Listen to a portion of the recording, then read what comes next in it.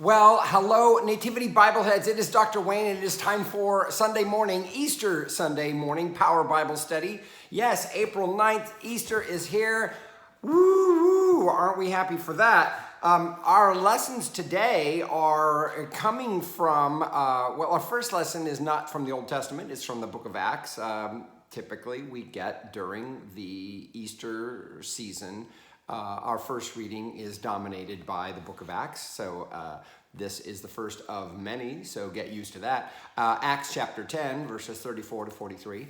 And then we have another portion of Psalm 118, and if you are tracking this at home, and I know you are, the 118th Psalm was also part of the Palms liturgy from last Sunday. And then Colossians, just the first 4 verses of chapter 3.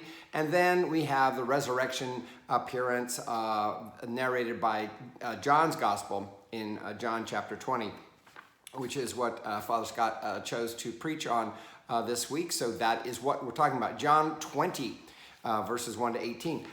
Let's actually start with the gospel because I think it sets the tone for everything else, okay? So John chapter 20, verses 1 through 18. Early on the first day of the week, now we know the first day of the week in our calendar, is Sunday. This doesn't necessarily match the rest of the timelines of the synoptics, but we're not going to get into that, shall we? Early on the first day of the week, while it was still dark, Mary Magdalene came to the tomb and saw that the stone had been removed from the tomb. Where we left it from Passion Sunday is that the body of Jesus had been put into the tomb and the stone put in place. It doesn't, even though we're not following up with Matthew's story from last week, it's still it picks up at the same point where there is the dead body has been put in the tomb. So she came to the tomb and saw that the stone had been removed. Oh. So she ran and went to Simon Peter and the other disciple, the one whom Jesus loved, and said to them. Now, this mysterious disciple, the one whom Jesus loved, some people take this as a reference to the writer of the gospel. It's very possible it was John. We don't have that specifically, but it's definitely, there's a lot of arguments for that's the case, okay, even though it's not ever named. Remember, in the earliest church, who was the big kahuna with regard to the disciple? It was Peter, right? Yeah. So we see a lot of jostling between this beloved disciple, the disciple that probably is the one around whom this community rallied, if you will, or venerated more, or whatever. Anyway, and you'll see a little bit of give and take between them, and jostling for position, if you will. So she ran and went to Simon Peter and the other disciple, the one whom Jesus loved, and said to them, "They have taken the Lord out of the tomb, and we do not know where they have laid him." This is interesting that she would say "we," even though she's saying that we're not told that there were any other women there. The other Gospels confirm that there were other women there, sometimes 2, sometimes 3 women. But Magdalene, this is the only one where Magdalene is mentioned in John's Gospel. She's making a presumption. She saw that the tomb had been removed, the stone had been removed. We're not told that she looked in the tomb. She could have, but we don't have that narrated. But the fact that she says, they have taken the Lord out of the tomb and we do not know where they have laid him, I think it indicates that it's very possible that she had looked in, but yet we're not told specifically that she did. Either that or she just made this up when she says they've taken the Lord. Is that just a presumption she made by seeing the stone rolled away? We're not exactly sure. But the idea here is that she becomes the first witness to the empty tomb, the ostensibly empty tomb, and becomes that mouthpiece to the disciples, right? To the 12, the ones who, the disciples who were male, those disciples. Then Peter and the other disciple set out and went toward the tomb. The two were running together, but the other disciple outran Peter and reached the tomb first. Notice this little jostling thing. He bent down to look in and saw the linen wrappings lying there, but he did not go in. Notice how the specific detail on this. Then Simon Peter came following him and went into the tomb. He saw the linen wrappings lying there. Notice they'd both seen the linen wrappings and the cloth that had been put on Jesus' head, not lying with the linen wrappings, but rolled up in a place by itself.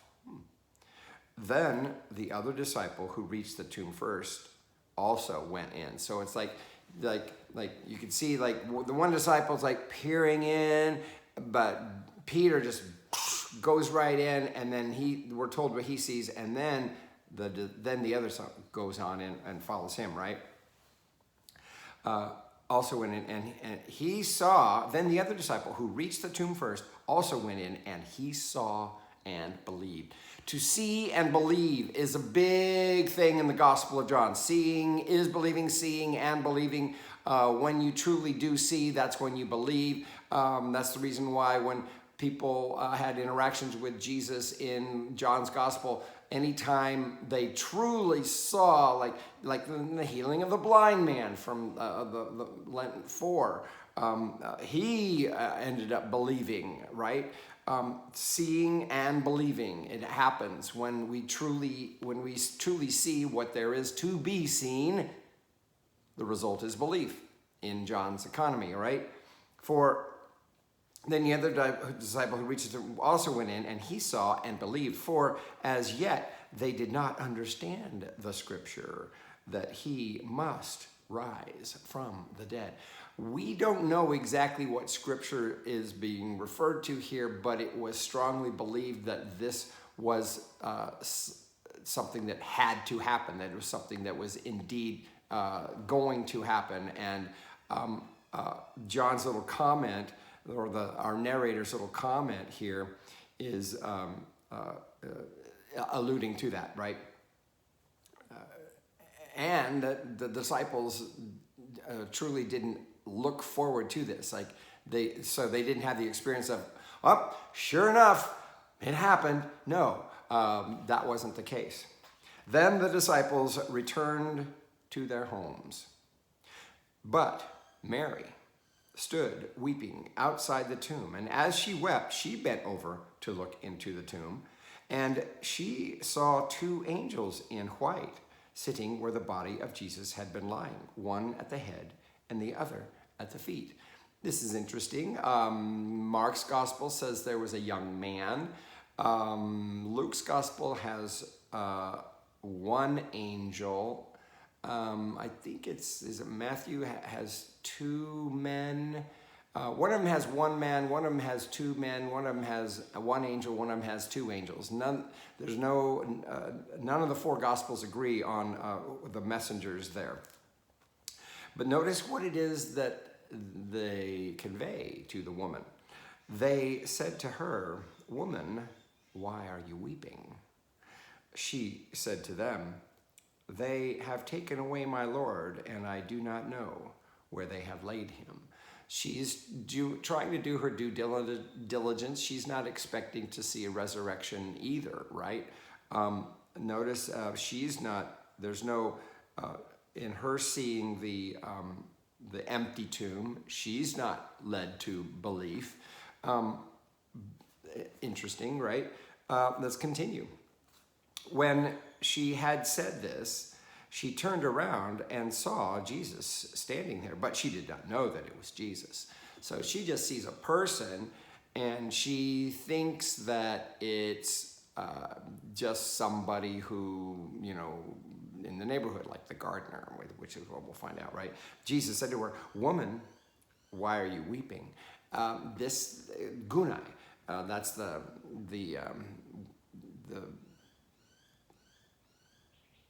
Greek expression for woman, gunai. The same player where we get the gynecology, G-Y-N, guno, gunai.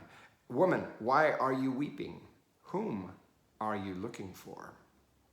Supposing him to be the gardener, she said to him, "Sir, if you have carried him away, tell me where you have laid him, and I will take him away." See, she is just bent on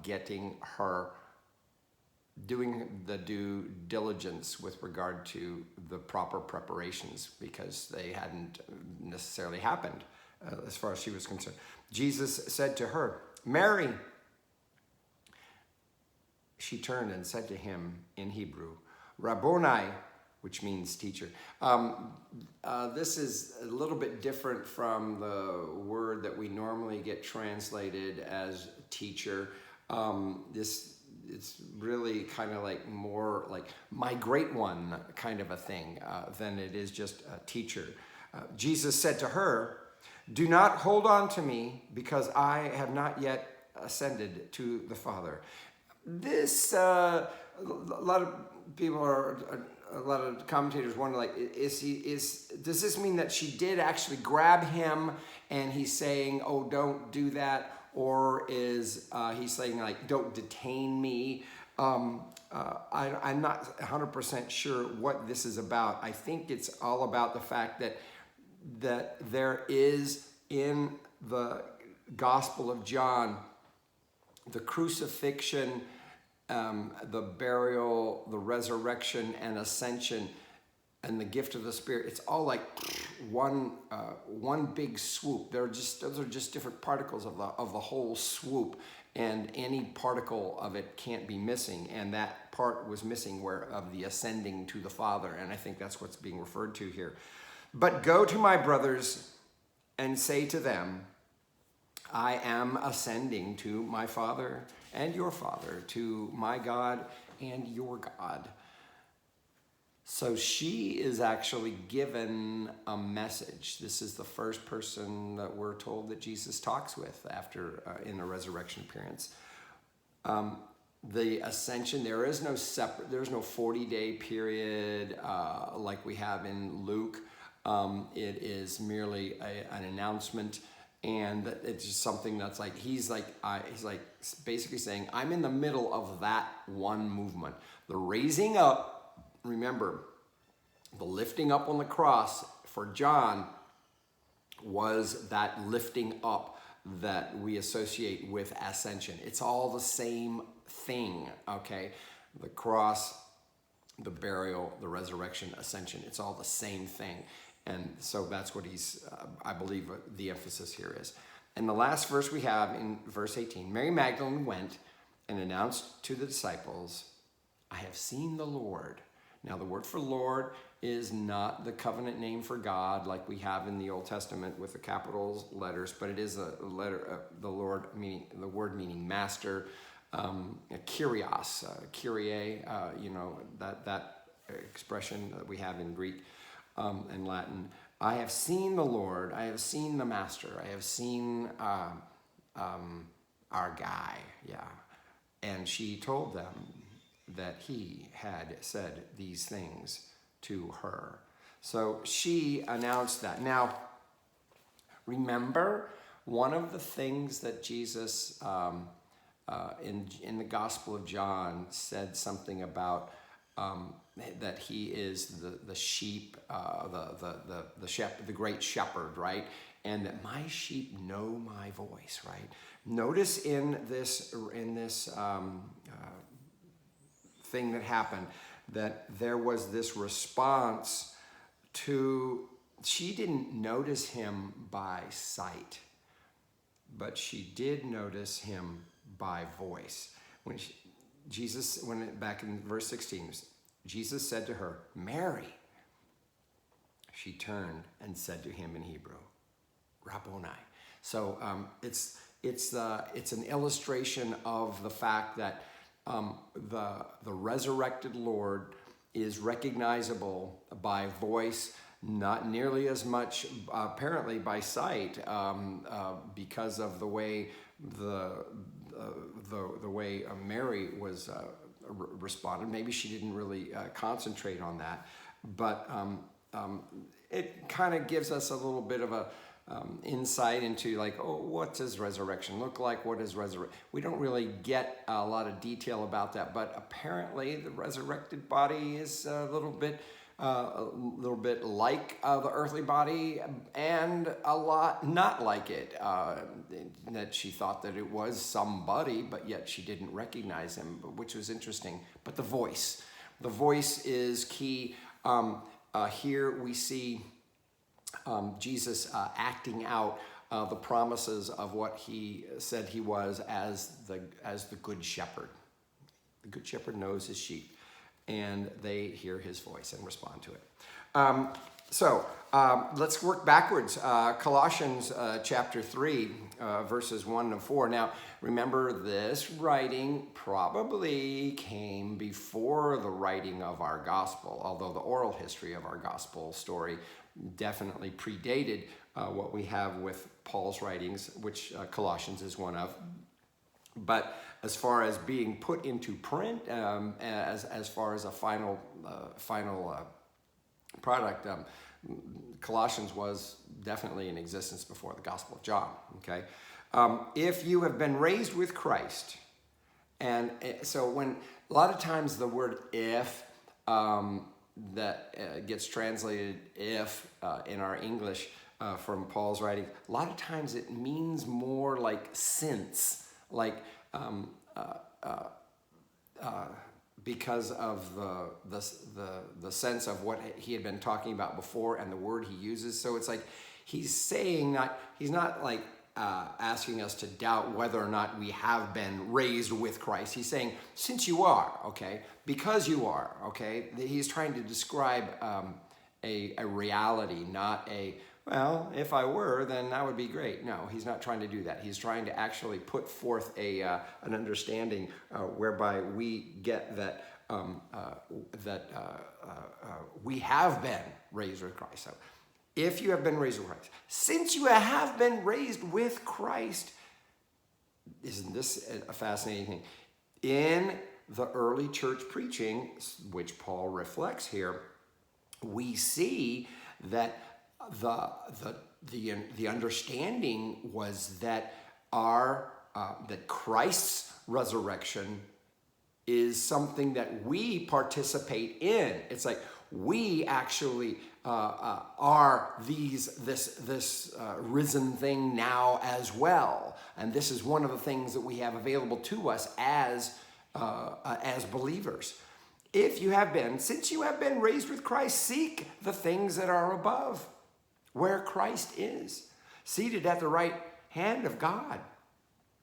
Set your minds on things that are above, not on things that are on earth, for you have died. Yeah, just like Jesus has died. He's like saying, we have died, and your life is hidden with Christ in God. The idea of, like, when we talk about the efficacy of the crucifixion for our sins and such, this is what he's talking about. The idea is like there is no, when it's like if there's a check on like if we're worried about how does God see me? Well, how does God see me? God sees what Christ did colors that, okay? That's what he's saying here. You have died and your life is hidden with Christ in God. Like, we don't have to worry about whether or not God accepting us. God is loving us. If our faith is put in the right place, we'll actually have the experience of that I am forgiven. I am loved. And you know what that does? It frees our minds so we can do exactly what he says here. Set your minds on things that are above, not on things that are on earth. The idea is we have experienced a liberation. And so it's like, stop acting like you haven't been liberated. You have been. When Christ, who is your life, is revealed, then you also will be revealed with him in glory. It's as though, we have all been subsumed into the efficacy of Christ. And it provides a great sense of comfort for our souls. I just love the way Paul expresses this, and I find it quite comforting, and I hope you do as well. Now, we're going to go to the first lesson, which is from the book of Acts now. Now, the book of Acts, if you remember, yes, it was written by the same writer of the Gospel of Luke, and it is more a reflection of what Luke's theology was than the actual speakers, but it's still quite illustrative of where the early church was going. Okay, now Acts chapter 10 verses 34 to 43. Peter began to speak to Cornelius and the other Gentiles. This is a part of a big pivotal few chapters in the book of Acts where Peter has a dream about remember the thing about the animals and get up and eat and oh no, I can't eat just any animal. And the Lord says, well, how dare you call anything I created unclean? And he has this his own little epiphany, if you will, and his own little new revived understanding of what it is that is acceptable to God. So here he is saying, he is proclaiming this new understanding that he has recently come to. Peter began to speak to Cornelius and the other Gentiles. Cornelius, remember, he was that, I think he was that, wasn't he like a Roman soldier or something? But he was definitely a Gentile, not a Jew. I truly understand that God shows no partiality. This little phrase, God shows no partiality, literally in Greek is God does not seek man's face. Yeah, God does not seek man's face, which means that God doesn't use the appearances of human being as a way of delving out favor or grace or what have you, right? I truly understand that God shows no partiality. But in every nation, now the word nation means like, yeah, even those, the Gentiles, especially the Gentile nation, anyone who fears him and does what is right is acceptable to him. This is the overall message of the entire book of Acts, in that the way of salvation, the way to God has been opened up to everyone. It's no longer, this religion of Israel is no longer the pet project of one ethnicity. It is now something big and bold and available to everyone. You know the message he sent to the people of Israel, preaching peace by Jesus Christ. He is Lord of all. This now becomes a summary of the gospel and of the kerygma, the preaching of the early church. That message spread throughout Judea, beginning in Galilee after the baptism that John announced, how God anointed Jesus of Nazareth with the Holy Spirit and with power, how he went about doing good and healing all who were oppressed by the devil, for God was with him. Notice this is his summary of all of those miracle stories, the healings, and such. We are witnesses to all that he did, both in Judea and in Jerusalem. The we is his a collective, referring to the disciples, right? They put him to death by hanging him on a tree, but God raised him. Now that word for tree is, it's not the same word that we use for cross, but it just speaks of the substance of which crosses were made, which was trees, right? Wood. But God raised him on the third day and allowed him to appear, not to all the people, but to us who are chosen by God as witnesses. This is Peter talking, and now if this really is something that Peter said, then this is we haven't actually read the passage where he has appeared to Peter. That hasn't actually happened in the economy of our readings that we've had. He has appeared to Mary, but eventually he does appear to the 12, and we'll see that in our next Sunday. Where was I?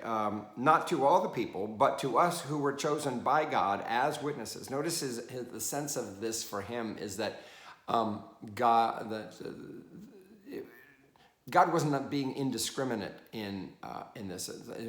He chose certain people to see because apparently it required a certain kind of understanding, especially if we recall the appearance to Mary Magdalene. She didn't get it until she heard him. Yeah, right. This is what it is. This is what I think he might be referring to. Not anybody could.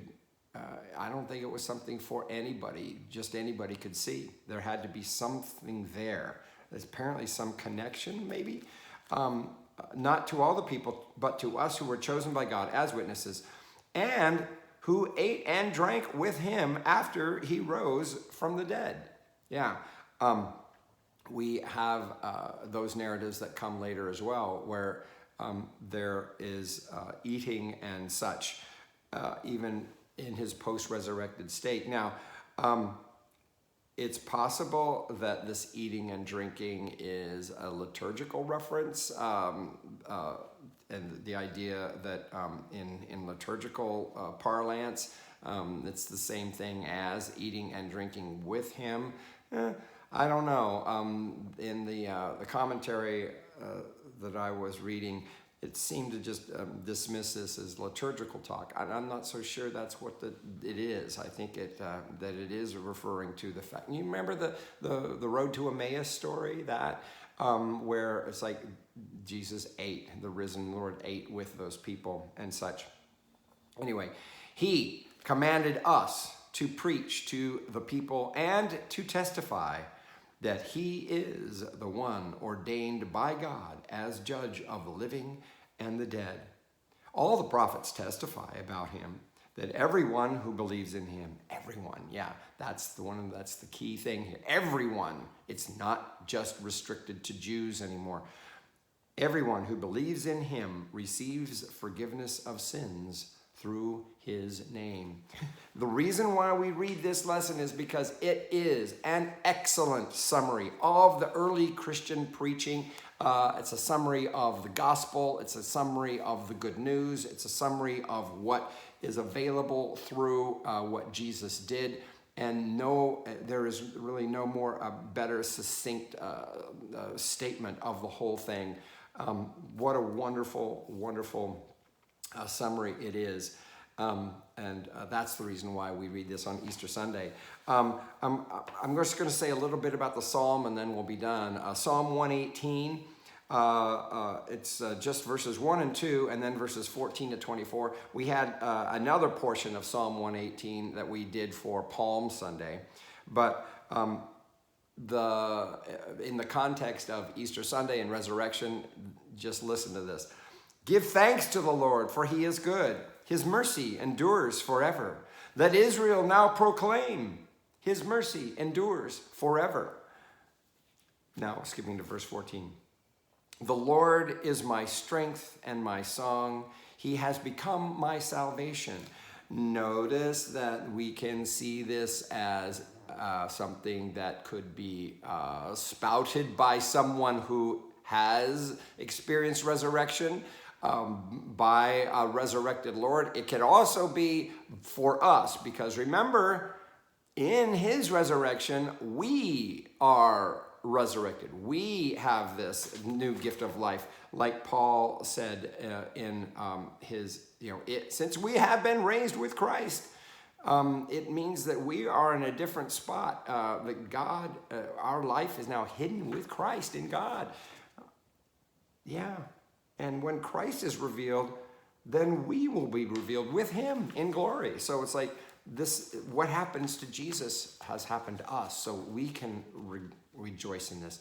The Lord is my strength and my song. He has become my salvation. There was a sound of exultation and victory in the tents of the righteous. The right hand of the Lord has triumphed. The right hand of the Lord is exalted. The right hand of the Lord has triumphed. I shall not die, but live and declare the works of the Lord. Very much a thanksgiving, right, for experiencing such. The Lord has punished me sorely, but he did not hand me over to death. Experiencing death, handing over to death. Yeah, the death that Jesus did really die. Yes. Our death is more of a spiritual death, in that we haven't gone through that in order to experience the resurrection power. But yet, this is something that Paul announces that's available to us in Colossians. Our psalmist wasn't quite there yet, right?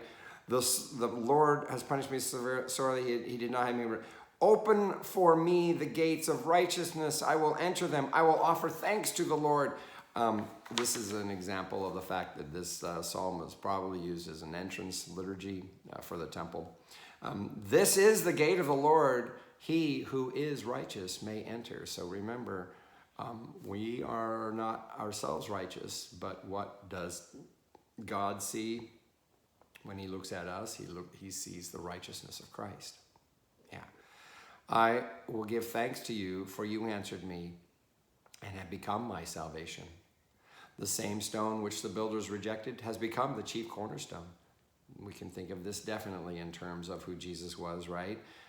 The idea that his own people rejected him, but yet it's now that thing that God is building from, the church. This is the Lord's doing, and it is marvelous in our eyes. On this day, the Lord has acted. We will rejoice and be glad in it. I have nothing else to add to that. Rejoice in this, our festival day. Until next time, peace.